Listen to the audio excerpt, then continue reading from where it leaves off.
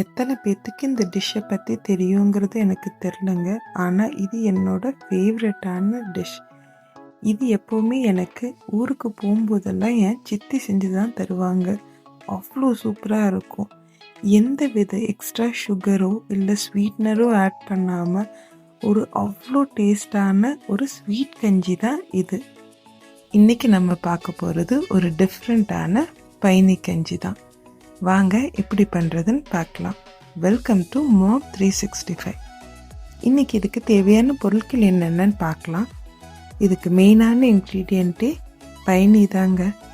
அதுக்கப்புறம் சம்பா பச்சரிசி. சம்பா பச்சரிசி இல்லைனாலும் வெள்ளை பச்சரிசி கூட நம்ம எடுத்துக்கலாம். அதுக்கப்புறம் தட்டைப்பயிறு. அரிசி எவ்வளோ எடுக்கிறோமோ அதில் கால்வாசி பங்கு தட்டைப்பயிறு எடுத்துக்கணும். துருவன தேங்காய், அப்புறம் கொஞ்சமாக ஏலக்காய். 2 ஏலக்காய் இன்றைக்கி நான் எடுத்திருக்கேன்.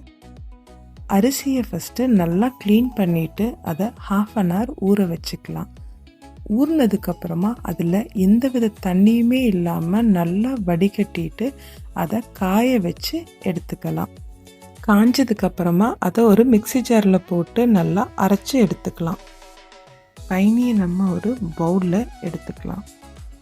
அதை பவுலில் மாற்றினதுக்கப்புறமா அரைச்சி வச்ச அரிசி மாவை கொஞ்சம் கொஞ்சமாக இந்த பைனி கூட சேர்த்து நல்லா கலந்து விட்டுக்கலாம். எந்த விதமான லம்ஸும் ஃபார்ம் ஆகிடக்கூடாது. அதனால் கொஞ்சம் கொஞ்சமாகவே கலந்து எல்லா அரிசி மாவையும் அதில் சேர்த்து நல்லா கலந்துக்கலாம்.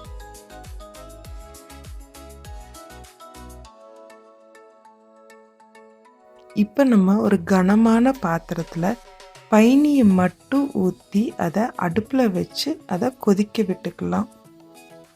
பைனி நல்லா கொதிக்கிற வரைக்கும் வெயிட் பண்ணலாம். பைனி கொதிச்சதுக்கப்புறமா நம்ம ஃபஸ்ட்டே பைனி கூட கரைச்சி வச்சுருந்த அரிசி மாவை இது கூட கொஞ்சம் கொஞ்சமாக கலந்துக்கலாம். கரைச்சி வச்ச அரிசி மாவை இந்த பைனி கூட நம்ம சேர்த்ததுக்கப்புறமா இதை இனி நம்ம கைவிடாமல் கிண்டிக்கிட்டே இருக்கணும். நம்ம கைவிட்டுட்டோம்னா இது கூட திரண்டு வர ஆரம்பிச்சிரும். அப்புறம் கன்சிஸ்டன்சி சரியில்லாமல் போயிடும். அதனால் இனி இந்த மாவு வேகிற வரைக்கும் நம்ம கைவிடாமல் கிண்டிக்கிட்டே இருக்கணும். அதுக்காகவே நீங்கள் ஒரு கனமான பாத்திரம் எடுத்துக்கோங்க.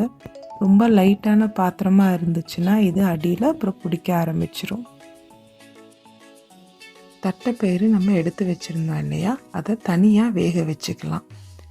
வெந்த தட்டைப்பயிரை இது கூட சேர்த்து கிண்ட ஆரம்பிக்கலாம். தட்டைப்பயிறு இந்த கஞ்சிக்கு ஒரு டிஃப்ரெண்ட்டான டேஸ்ட்டை கொடுக்கும்.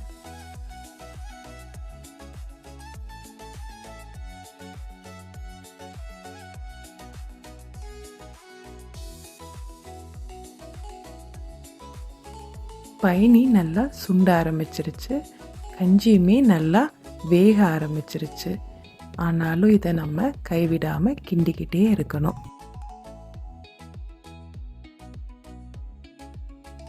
நம்ம கஞ்சி வெந்ததுக்கப்புறமா துருவன தேங்காவையும் எடுத்து வச்ச 2 ஏலக்காவையும் தட்டி இதில் சேர்த்து நல்லா கலந்து விட்டுக்கலாம்.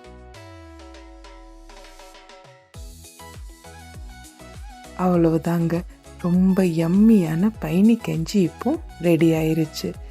இந்த டிஷ்ஷை பற்றி நீங்கள் இதுக்கு முன்னாடி கேள்விப்படாமல் இருந்திருந்தாலும் உங்களுக்கு பைனி கிடச்சிச்சின்னா இது அட்லீஸ்ட் ஒரு தடவையாச்சு ட்ரை பண்ணி பாருங்கள். எந்தவித சுகரோ ஜாகரியோ இல்லாமல் அவ்வளோ ஸ்வீட் அண்ட் டேஸ்ட்டாக சூப்பராக இருக்கும்.